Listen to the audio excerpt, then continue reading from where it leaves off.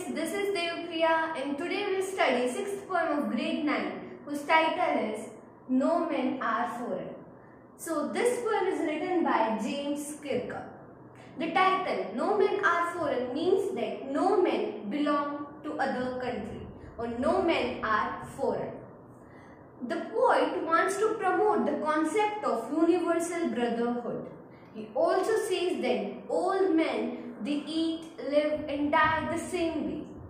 Though we are different surfacially, but centrally we all are the same. So friends, it was the summary of the poem. Now let's see the rhyme scheme of the poem. For rhyme scheme, we will see the last word of every line.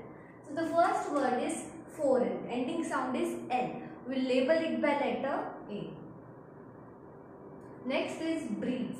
New sound will take next letter, that is B. Next word is upon. Again new sound will take next letter, that is C. Next word is land. New sound next letter D. So as we can see, there is no rhyming word in this stanza. We can take next example, that is water. We label it by letter A. Next is starved. New sound will take next letter B. Next is read. Again new sound next letter C. Next is on. Again new sound will take next letter, that is D. So as we have seen that there is no rhyming word and there is no metric system followed in the poem. Means some lines are too short and some are too long. So no metric system, no rhyme scheme. It means it is a free verse poem.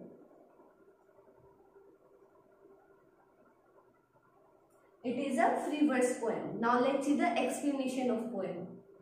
So the poem starts like, remember, no men are strange, no country is foreign.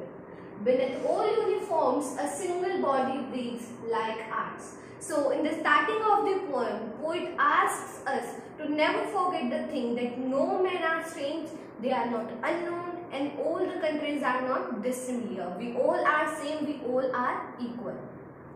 Beneath all uniforms, a single body breathes like ours. So here uniforms is used for different kind of clothes we wear. Now James Kirker says that though we are wearing different kinds of clothes according to our custom, culture, community and society, but inside all these clothes there is a single human body which is breathing. Now the land our brothers walk upon is earth like this, in which we all share life. Now he says that we all are brothers, as we know that we all are walking upon the same earth, and at the end of our life, after our death, our final destination is lap of motherland, whether we are buried or we are cremated. So the second stanza starts like, they, too aware of sun and air and water, are fed by peaceful harvests, by war's long winter starts. Now here they is used for foreign people. Those foreign people, they too are nourished by some elements of nature like sunlight, air and water. They too are getting all these things like we are getting, and are fed by peaceful harvests, by war's long winter starts. And they are also feeling happy when it's harvest time and they are living peacefully. And they also suffer a great time in winter nights during wars. Their hands are ours, and in their lines we read, a labor not different from our own. Now he says that whether their hands are working far from us, but we are getting benefited. Like we are wearing clothes, but these clothes are manufactured far from us in factories, but we are wearing these. And like we are using mobiles which are being manufactured in China or any other countries, and they are reaching directly or indirectly to us. So like this, the whole world is connected to each other. A labor not different from our own means whether they do the work, whether we do the hard work, it's the same for everyone. Everyone are getting benefited from each other's work. Whether they are doing work, we are getting benefited from their work, and they are getting benefited from our work. Remember, they have eyes like ours that wake or sleep, and the strength that can be won by love. Now James Kirkup says that don't forget, they are also having two eyes like we are having. Their physical feature and appearance may differ, but their functions are same for everyone. And those eyes also sleep in night, and at the sunrise they also wake. And as we know that nobody's heart can be won by force and violence. There is only a single force that can win everyone's heart, and that is love. And it is applicable for everyone across the world. In every land is common life that all can recognize and understand. Now he says that like this, there are many similar things that we need to look for, and we should understand and identify them. Let us remember, whenever we are told to hate our brothers, it is ourselves that we shall dispossess, betray, condemn. Now the poet says that whenever we are asked by our rulers or leaders to hate and criticize the other countrymen, we should remember the thing that this hatred would have a negative effect on us. That we shall dispossess, betray or condemn. Dispossess means to snatch or take away anything from anyone. Betray means to cheat, and condemn means to criticize. And he says that we might think that we are criticizing, we are taking away something, and we are cheating those foreign people. But in actual life, we are cheating ourselves. We are doing wrong with us only. Remember, we who take arms against each other, and we do these things by taking arms against each other. Arms means weapons. Next is, it is the human earth that we defy. Our hells of fire and dust outrage the innocence of air that is everywhere our own. Now again James Kirkup says that war is not a good thing. It is bad for us only, as it spoils the beauty of our motherland. Defy means to spoil.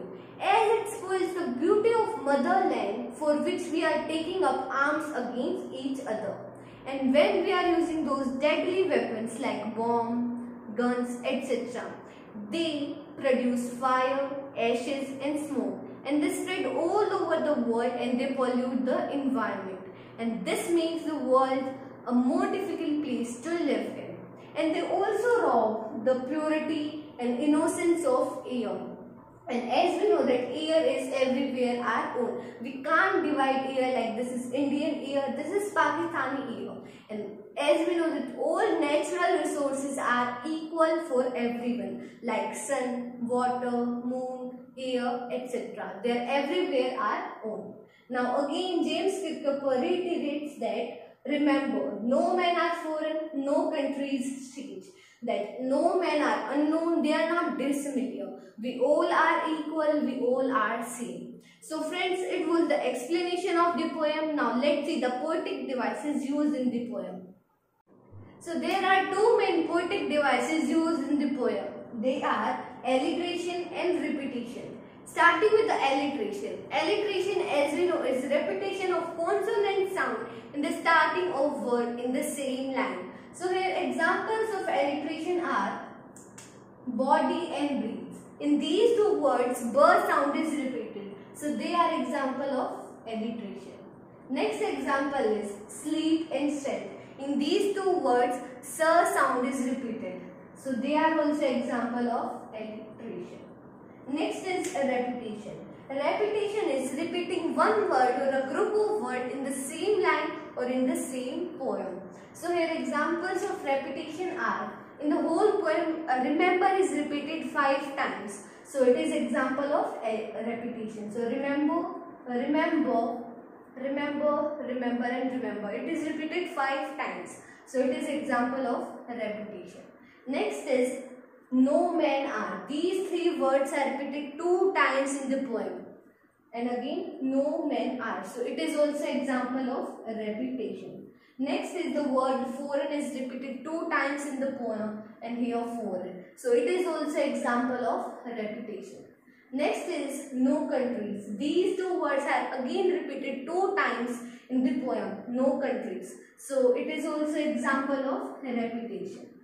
Next is the word strange. It is also repeated 2 times in the poem, and the word strange. So It is also an example of repetition. And the last example is our own. These two words are repeated 2 times in the poem. They are our own. So they are also example of repetition.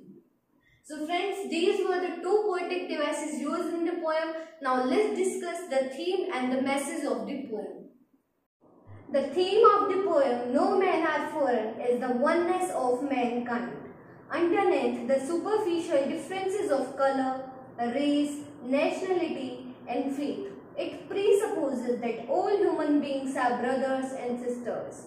Those who spread hatred and wage wars are criminals and deserve to be condemned. Message. This is a peace poem and gives a strong message to stop all wars and look upon humanity as unified entity. The poet warns the rulers of all the countries that when they wage wars, they not only injure the interests of those whom they hate, but also injure themselves.